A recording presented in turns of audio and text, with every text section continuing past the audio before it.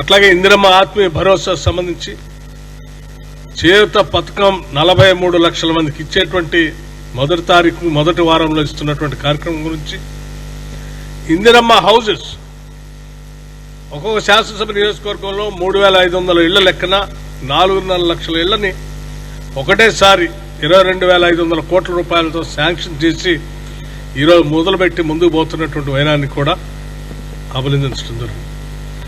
అట్లాగే మహాలక్ష్మి ఆర్టీసీ సంబంధించి ఈ రాష్ట్రంలో మహిళలందరూ దాదాపు 188 కోట్ల సార్లు ఇప్పటికీ